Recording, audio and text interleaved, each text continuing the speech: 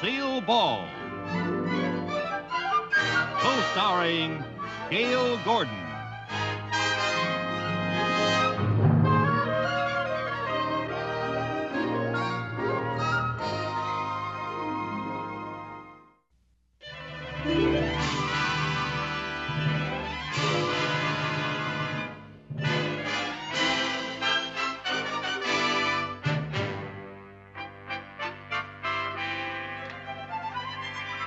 Good morning.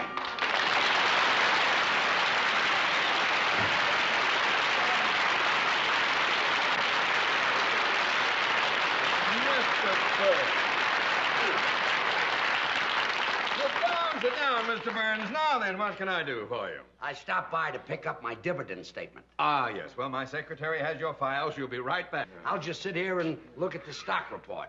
Oh, yes. I envy you, Mr. Burns. How's that? Well, being able to retire in the prime of your life, just sit back and to collect dividends. Well, that might be true about some people, but not about me. Huh? It kills me not to be doing an act. Well, why did you stop working? Well, I've always liked to work with women. I had a great act going with Carol Channing, and then she left me. She went into Hello, Dolly, and then I did an act with Dorothy Provine, and she went into television, and Connie Stevens went into pictures. Well, why don't you find some other girl to work with you? Mr. Mooney, comedians are not that easy to find. Got to find a girl with a kind of a pixie personality, eccentric, way out, a real kook. A girl like that is very, very hard to find. Here are the contracts, Mr. Mooney. Well, it's about time you got here. I've been trying to find Mr. Burns' file. Oh, George Burns. How do you do? Oh, you've been a favorite of mine for years.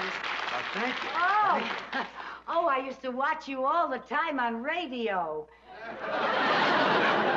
You watched me on radio? I mean, I used to listen to you on television.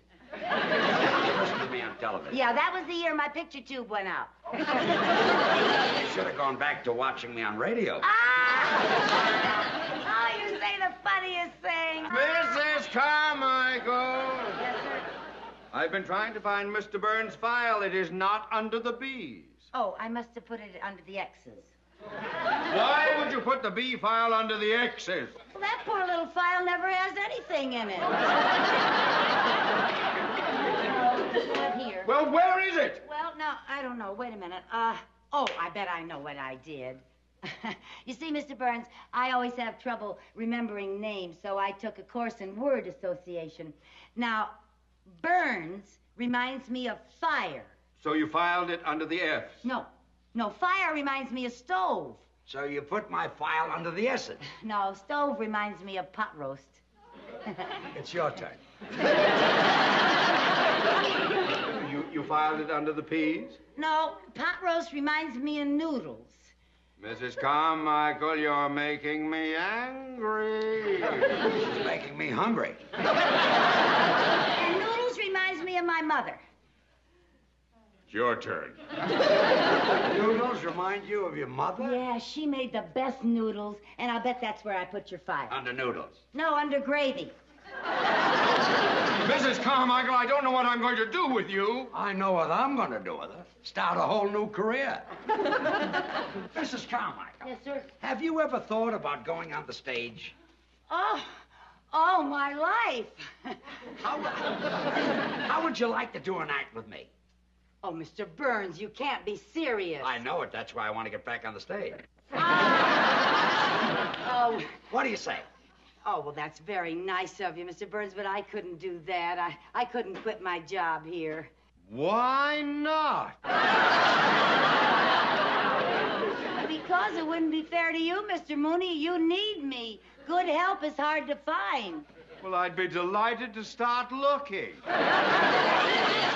Now, Mrs. Carmichael, this is a great opportunity for you to make a lot of money. Yes, I know it does sound like a wonderful opportunity. Yes. But...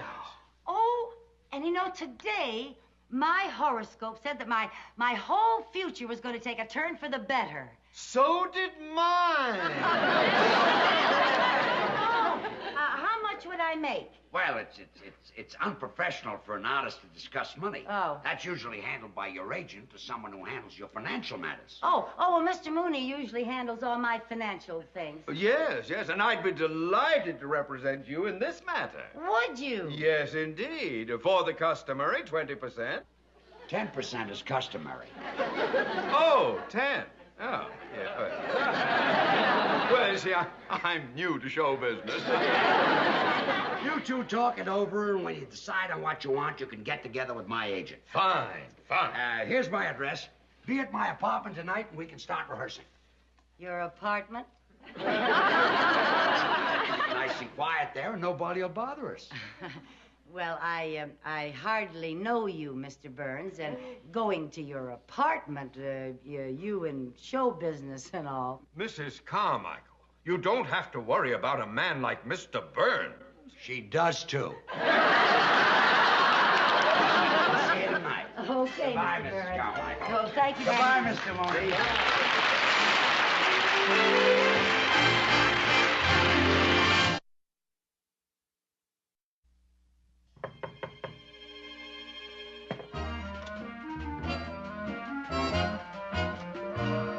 Good evening, Mr. Burns. Good evening. Come on in. Thank you. Oh, what a lovely apartment. Well, I'm glad you like it. Oh, it's so beautiful. Are you ready to try a little rehearsal? Oh, yes, I can hardly wait to find out what I do on the stage. First, you've got to learn how to get on the stage. Oh, yes, sir. See, Yes, sir. making an entrance is very important. Oh. Now, let's see. Where are we? That'll be the wings right there. Oh, uh-huh. Now, this will be center stage. Yes, sir. Yeah. Is And that the audience out there? That's the audience. Okay. Now, we're introduced over the house mic. Oh, are we? Ladies and gentlemen, here they are, George Burns and Lucy Carmichael.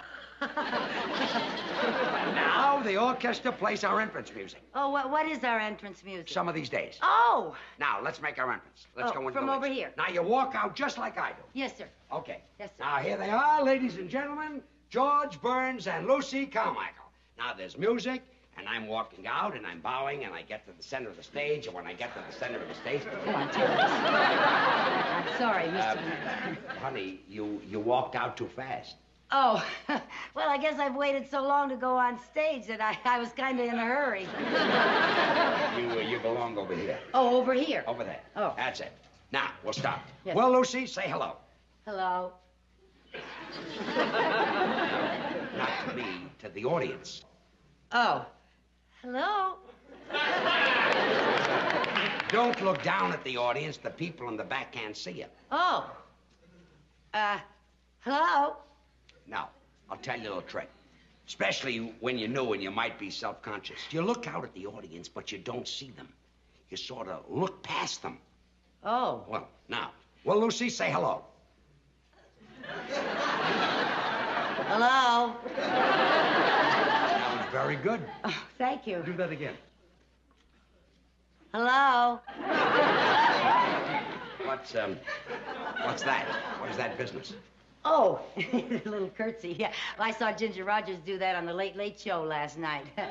Yeah, I saw her on the show. She's my favorite, my very favorite. Look, she's very good. Yeah, Fred Astaire was in the picture too. It was a wonderful picture. You know, at the beginning of it, Fred was an ambitious young dancer playing in a show in Muncie, Indiana. Muncie. You ever been in Muncie? I was closed there. Oh. Well, Ginger Rogers is one of the chorus girls in the picture, and Fred's up there dancing away, you know, and Ginger's in back of him kicking with the girls, you know, and she accidentally kicks Fred. And the people laugh, and Fred is very embarrassed, you know. And then the girls go off stage, and Ginger starts for her dressing room, and Fred comes off stage, grabs her, and starts bawling her out. And that poor little thing is on the verge of tears. She's hurt. Not her, him. Oh, him. It hurt where she kicked him. Oh. And he tells her she's nothing but a clumsy clown with 2 left feet. And he calls her a no-talent nitwit. And then she calls him a swell-headed nincompoop.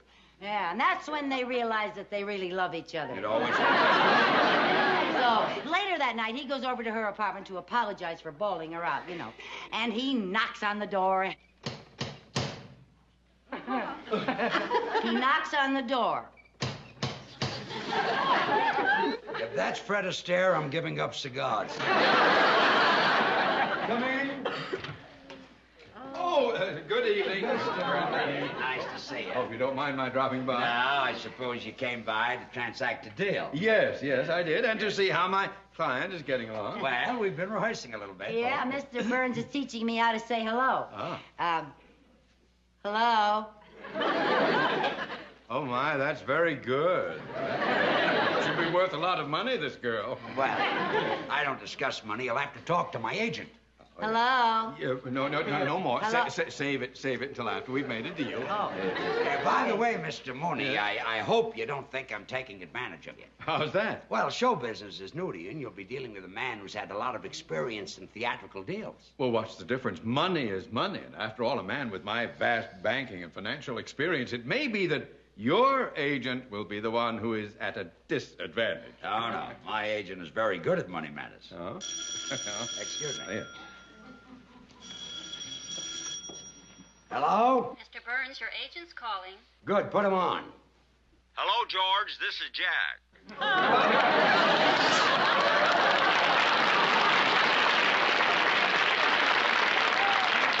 Just in time. Mrs. Carmichael's agent is here right now. Fine. Let me talk to him. Good. Here he is. His name is Mooney. Mr. Mooney.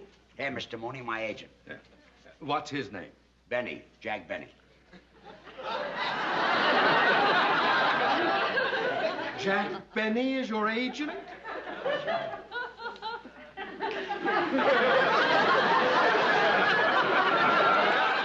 Now, ladies and gentlemen, George Burns and Lucy Carmichael.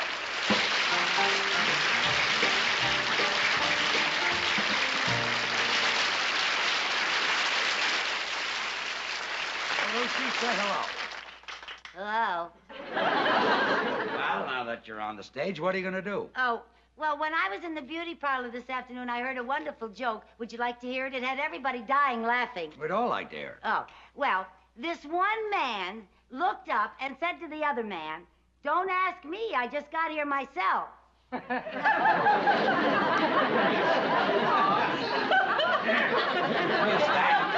Is that the joke? Well, there was some stuff ahead of it that I didn't hear. That's the line that they were dying laughing at. I wouldn't tell that if I were you.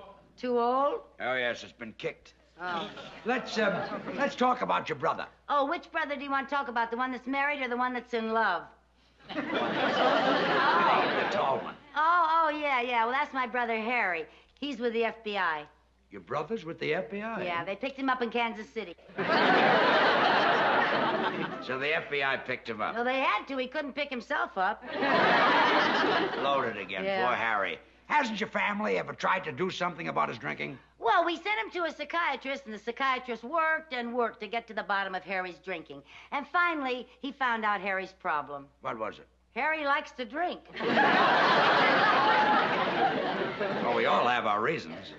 I think Harry drinks to forget. Forget what? That he's a kleptomaniac. Who's your kleptomaniac? Harry was always going into stores and taking things, so you know what my mother did? What? Well, she took some adhesive, and she taped his hand shut, all but this one finger.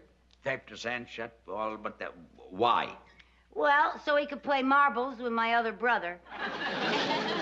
You can't play marbles with one finger. Well, Mother did that to even up the game. You see, Harry didn't have all of his fingers, and my other brother didn't have all of his marbles.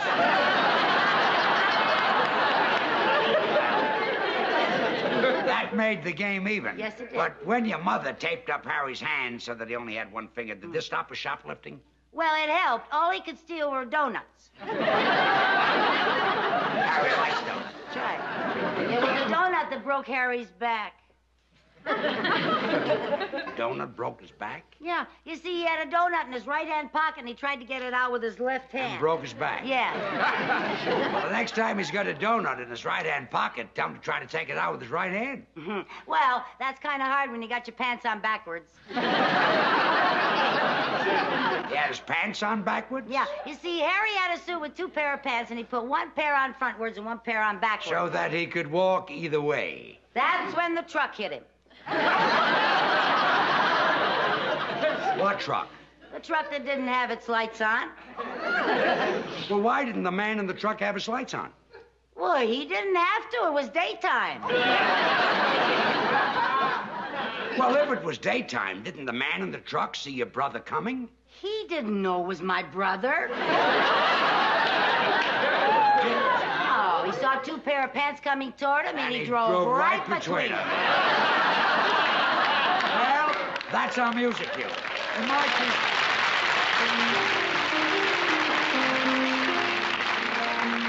Two sweethearts in a country town, the neighbors say, lived happily the whole day long. Until one day told him he must go away, she wondered then what could go wrong. He said, you know it's true, I love you best of all, and yet it's best that we should part. Just as he went away, he heard his sweetheart say, here's a pretty tempo, Lucy, play with it. Although it broke her heart. Some of these days. Yes, some of these days. You'll miss me, honey. You're gonna miss me, honey. Some of these days. Yes, one of these days. You'll feel so lonely. You'll be feeling, oh, so You'll lonely. Miss my hugging. You used to love it when I'd hug and squeeze You'll you. miss my kiss. You'd ask for more, and I tease miss you. Me only. You want me only. When you go away. When you're a million You'll miles. feel so lonely. In the evening when the sun goes Just down. for me only. I'll be on the other side of town. For you know, honey. Oh, you know, baby. You've had your way. That you went and had your way. And when you leave me, I know 'twill grieve you me. can bet you're gonna be full of sorrow. To miss your blue-eyed baby some of these days.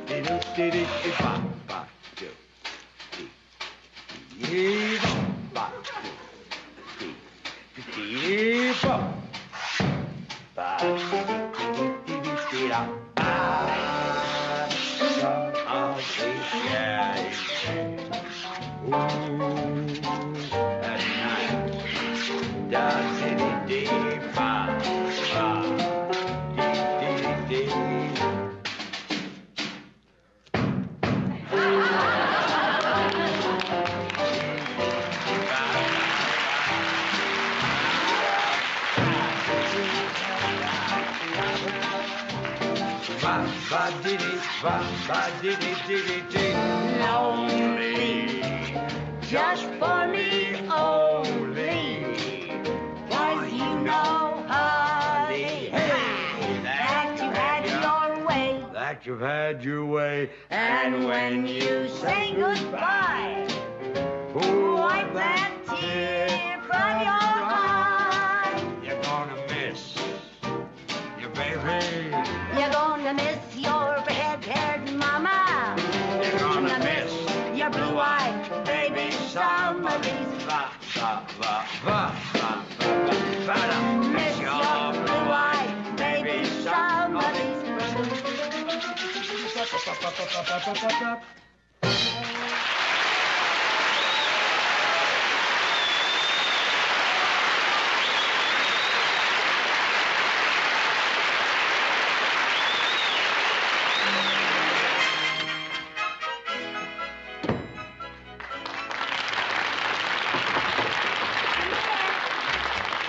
Lucy, you were just great. Thank you. Everybody out front is talking about it. Carmichael, I couldn't be more proud of you. Oh, Mr. Moody, that's the first time you ever kissed me. Well, banking and show business are different. You know, this girl is sensational, and the men from Las Vegas have offered $10,000 for the act. $10,000? They'll go as high as 15 if you won't sing. We'll take the 10. Did you hear that, Lucy? We're going to Vegas. Oh, that's just wonderful. You know, this is like what happened to Ginger Rogers in that picture last night. The producer saw her on the stage. She got an offer to go to Vegas, but she'd been with Fred so long that she didn't want to be... Oh, Mr. Burns, I can't go. Why not? Oh, because I can't leave Mr. Mooney. But I want you to go. Oh, no, you don't. You need me. I don't need you. I want you to leave. Oh, I couldn't leave you any more than Ginger could leave Fred. Not even when Fred pretended to be mad and said things that were very nasty to make her mad. Mrs. Carmichael, please get it through your head. I want you to go with Mr. Burns. My life would be happier without you. Happier! Happier! That's just what Fred said because he didn't want to stand in her way.